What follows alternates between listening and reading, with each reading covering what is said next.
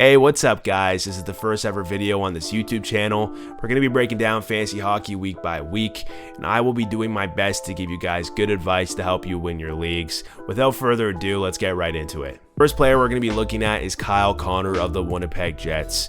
Guys, this might be my favorite player on this list because Kyle Connor is one of the best snipers in the NHL. He was top 5 in goal scoring last year with 47 goals in 79 games for a total of 93 points.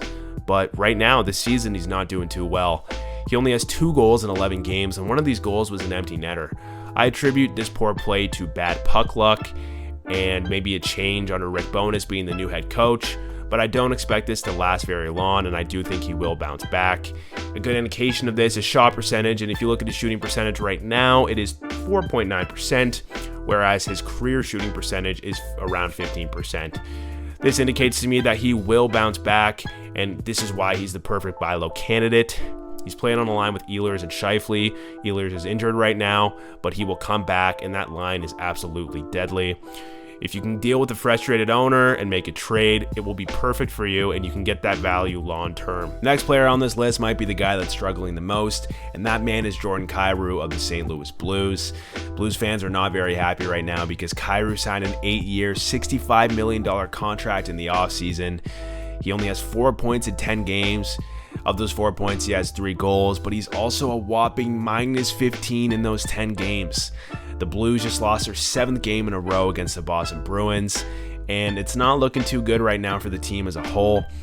Although Kyrou is struggling, he is just too skilled to play like this. He's so fast. He has great hands. He had a breakout season last year with 75 points in 74 games with 27 goals, and I just can't see him playing like this for the rest of the season. He's still so young. He's still so good.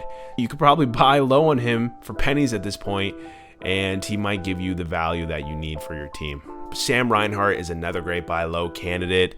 He only has 5 points in 13 games, and of these 5 points, he only has 2 goals. That is not very good, especially considering he had 33 goals and 82 points in 80 games last year. A little bit of a different team right now in the Florida Panthers. You know, they're not going to be a President Trophy team again. They lost Huberdeau. Ekblad's out with an injury. They lost Mackenzie Weegar. But I expect them to do a little bit better than they are right now with 7-5-1 as their record. His shooting percentage this season is 5%, whereas his shooting percentage last year was 17.7%. His career shooting percentage is around that range, 14, 15, 16%. So expect him to come back to that point. With that being said, Sam Reinhart is still a consistent 30-plus goal scorer in this league. He has been for quite a while now, and if you can get him low, absolutely do, because he is a sniper and he will put up great points for you in your fantasy leagues. Another struggling player on the Florida Panthers is Aleksander Barkov.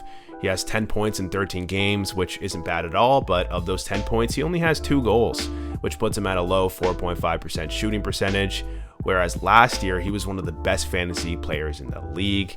He had 39 goals in 67 games with a total of 88 points. He was an absolute beast. He's been a consistent point per game player and an over point per game player for the past 4 or 5 seasons. So if you can find a frustrated owner who is willing to trade him, you absolutely should. He's going to bring insane value to your team. I think he's adjusting to some new line mates, losing Weegar and Huberdeau to the Flames, and also Ekblad being out with an injury is impacting his play. And I expect him to bounce back and start playing amazing like he should. So buy low if you can. Another great buy low candidate is Jonathan Huberdeau of the Calgary Flames. Last year, he was an absolute beast on the Panthers with 115 points in 80 games, but he got traded to Calgary in the offseason, and he's been really struggling so far. He only has 6 points in 11 games and 1 goal of these 6 points. Puts him at a shooting percentage of 5%, whereas his career shooting percentage is around 14 to 15%. A great indication that he is going to bounce back. Do I think he's going to be a 115-point player again? Probably not. The Panthers were a President Trophy team last year, but he's been a consistent point per game, over point per game player the past 4 or 5 seasons, so I expect him to hit a clip of 80 or 90 points. If you can buy low on him with a frustrated owner, that is perfect because he is still one of the best in the game, so absolutely try that if you can. The next player we're going to be looking at is Alex Debrincat of the Ottawa Senators. He has 9 points in 11 games, which is solid, but of these 9 points, he only has 2 goals. The puts him at a low 4.1% shooting percentage. Debrincat is known for being an elite sniper in this league. He put up 41 goals last year in 82 games for a total of 78 points on a pretty bad Chicago Blackhawks team. Obviously, he was playing with Patrick Kane, and this year's a little bit different on the Senators, but the top 6 of the Senators is nothing to joke about. Obviously, the loss of Josh Norris does hurt Debrincat because he was centering that second line that Debrincat is on. Shane Pinto's on that line now, and he is a good player, but he's a little inexperienced.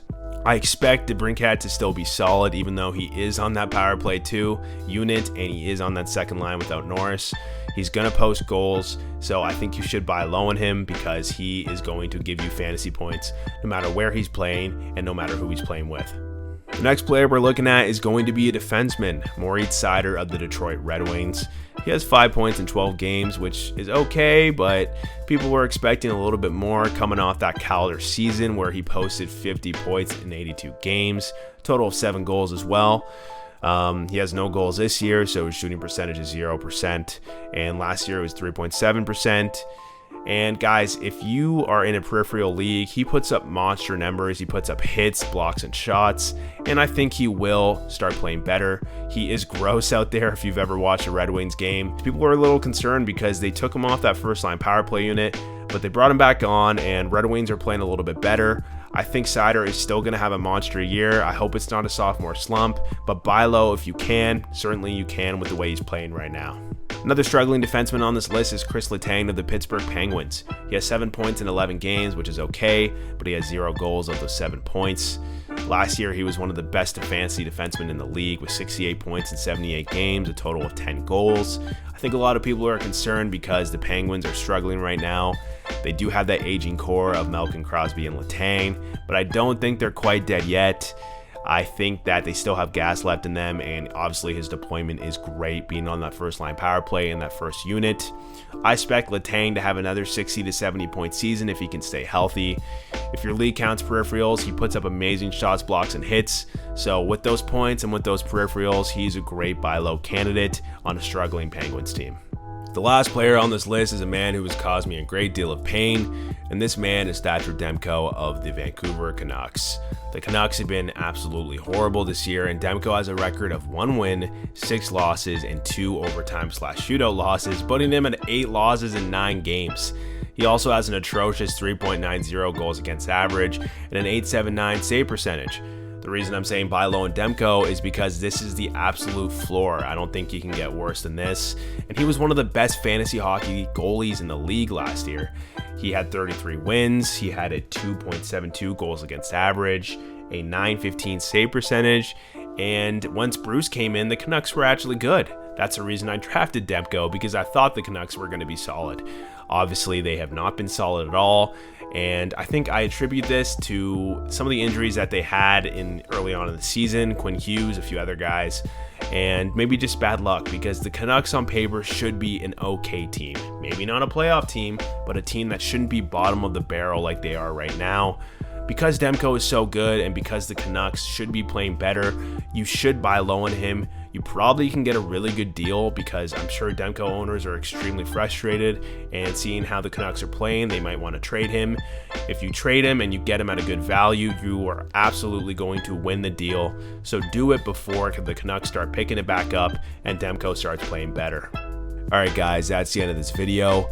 I want to say again that the window of opportunity to buy low on these players is very small. I mapped out this video a couple days ago, and Timo Meier was at the top of my buy low list, and now he's ranked 30 in my league. So that just goes to show you that you need to fire off those trades before it's too late.